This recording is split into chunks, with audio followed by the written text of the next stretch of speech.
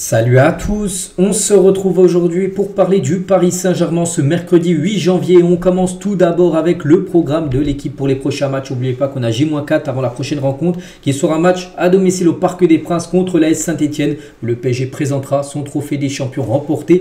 Donc dimanche dernier bien sûr à ses supporters. N'oubliez pas que le 15 tient dans une semaine jour pour jour, mercredi prochain, le Paris Saint-Germain en déplacement du côté de Clermont pour jouer contre Espali, une équipe de National 3, une équipe pour un match de Coupe de France. Ensuite, il y aura Lens, puis après, il y aura Manchester City dans 2 semaines. Donc, voilà, le gros programme, bien sûr, pour ce mois de janvier. Et concernant la rencontre contre Saint-Etienne, donc c'est officiel. On connaît l'arbitre du match, ça sera Mathieu Vernis, voilà, cet arbitre-là.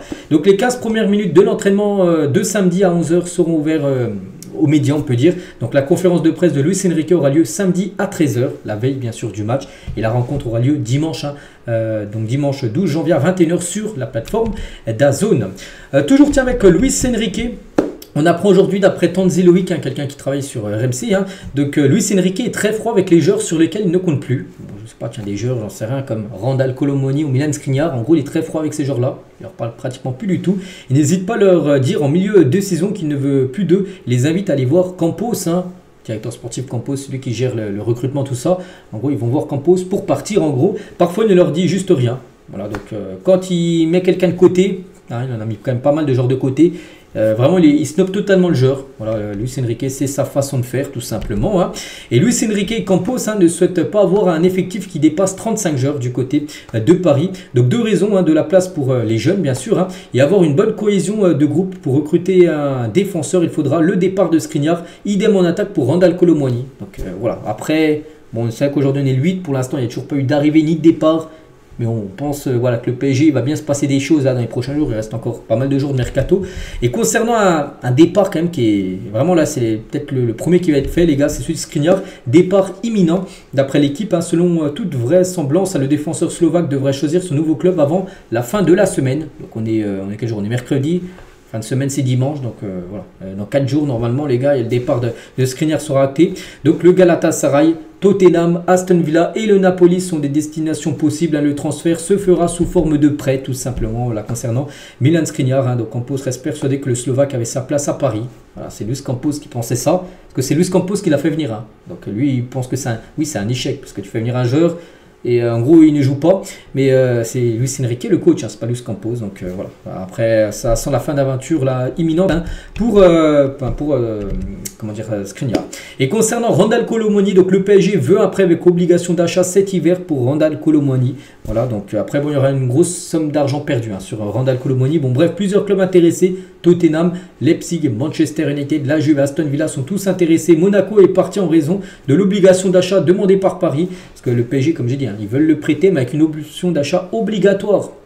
Donc obligatoire, c'est-à-dire que le club qui l'achète, par exemple la Juve, parce que pour l'instant c'est la Juve qui est peut-être l'équipe la mieux placée, tu es obligé de l'acheter en gros l'été prochain. Ils sont obligés, si l'option d'achat obligatoire c'est 70 millions. La Juve sera obligée de donner 70 millions d'euros à Paris l'été prochain, ils n'auront pas le choix. Donc c'est pour ça que Monaco, ils sont pas très chauds pour l'acheter. Ils aimeraient juste l'avoir en prêt, voilà, 6 mois. Donc pour l'instant, voilà, Colomoni, Niklas Füllkrug sont les 2 joueurs en tête de liste de la Juventus pour le poste d'attaquant cet hiver, parce qu'ils chercheraient un joueur pour concurrencer Dusan Vlahovic et pistolet de joueurs dont Randal Colomoni. Concernant Kimpembe, attention aux défenseurs français, parce que si le joueur n'arrive pas à retourner la situation et avoir des minutes, parce que pour l'instant il n'a pas joué. Tiens, dans un mois les gars, ça va faire 2 ans qu'il n'a pas joué le moindre match. Il est blessé depuis février 2023. Bon, actuellement il est plus blessé parce qu'il est dans les groupes et tout, mais il joue pas. Et ben il pourrait être transféré au Qatar l'été prochain. Voilà, dans le championnat du Qatar en gros. Voilà, concernant Presnel Kimpembe, est-ce qu'il va retrouver son niveau d'avant? Ça, c'est pas sûr. Concernant Kang In Lee, on apprend aujourd'hui que Arsenal s'intéresse au joueur sud-coréen du Paris Saint-Germain et pour envisager un prêt avec option d'achat cet hiver si le PSG se montre ouvert. Après, il faut que Paris dise son oui. Pour l'instant, le PSG, c'est non, bien sûr. Pourquoi vendre Kang In Lee, qui est un bon super sub? Toutefois, en l'état, il y a peu de chances que le Coréen quitte la capitale. Donc, Paris compte sur lui et l'évalue à au moins 44 millions d'euros à part. Vraiment, c'est une offre de fou. Je sais pas, il coûte... PSG l'évalue à 44 et Arsenal en propose 60. Donc oui, là, peut-être il sera vendu. mais sinon il restera à Paris, là il n'y a pas de souci concernant Canguigny. Voilà, c'est normal qu'il y ait des équipes qui s'intéressent à lui, parce que c'est un très bon footballeur. Concernant Nuno Mendes, donc la prolongation de Nuno Mendes était quasiment actée début décembre, voilà, il y a quelques semaines, avant que le latéral ne fasse volte-face sans donner de raison. Voilà. Donc la direction du PSG et l'entourage du joueur ont prévu de se revoir en janvier pour reparler de cette prolongation. On en parle depuis quand même quelques jours, quelques semaines. En gros, c'est au point mort, sans stand-by, ça avance pas et ça se confirme en gros. Pourtant, il avait dit oui, début décembre, puis après, je sais pas, il y a peut-être l'intérêt de Manchester United qui est intéressé, ça l'a peut-être fait réfléchir en gros. Et du coup voilà, pour l'instant, ça avance plus. Comme j'ai dit, la prolongation de Nuno Mendes. Concernant Kusanov, un joueur aussi que le PSG, enfin, il y a des rumeurs, donc il ne viendra pas au Paris Saint-Germain. Donc Luis Campos a dit que le club ne recrutera pas l'Ouzbek. Paris veut des joueurs qui entrent parfaitement dans le moule de Luis Enrique. Et voilà, ce joueur Kusanov ne serait pas un joueur intéressant pour l'équipe de Paris. C'est fou, donc méga PSG, il dit. Donc si Manchester City et le Real Madrid dessus, ils sont sur le joueur. Et effectivement, ça ne rentre pas dans le moule de Luis Enrique, ça. Il y a quand même des grands clubs comme qui ont gagné la Ligue des Champions, Real et City, eux, qui sont sur le joueur. Mais du côté du PSG, on dit que non, le joueur n'est pas assez bon pour jouer à Paris. C'est fou, c'est un très bon joueur, les gars. Bon, qui aurait pu être transféré, je sais pas, peut-être 20-30 millions d'euros. Mais il est tout jeune, il a 19 ans, un joueur bien sûr prometteur pour le futur. Donc voilà, le PSG devrait pallier sur Kusanov.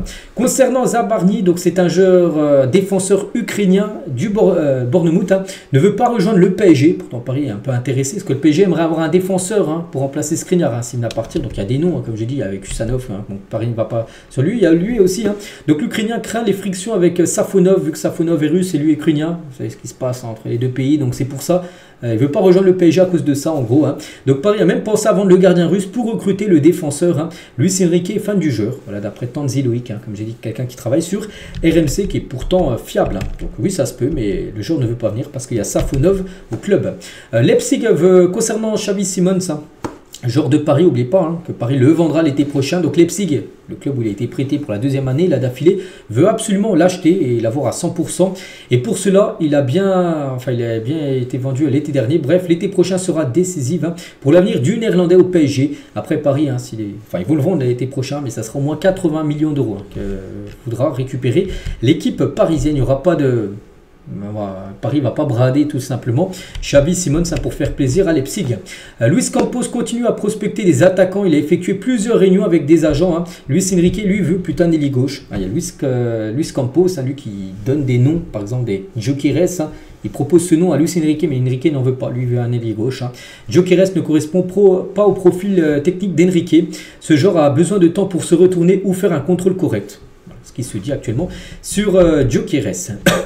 On continue toujours avec une info aussi concernant Rodrigo Mora. On a appris ça aujourd'hui, que le Paris Saint-Germain, c'est vrai que le PSG s'intéresse comme à beaucoup de joueurs. Bon, comme souvent, ça date pas de là les gars, ça date déjà de pas mal d'années de mercato. Paris, où il s'intéresse à beaucoup d'infos, enfin de joueurs. Après, sur tous les joueurs où il y a des rumeurs, ils ne viennent pas tous à Paris, il n'y en a que quelques-uns qui débarquent après.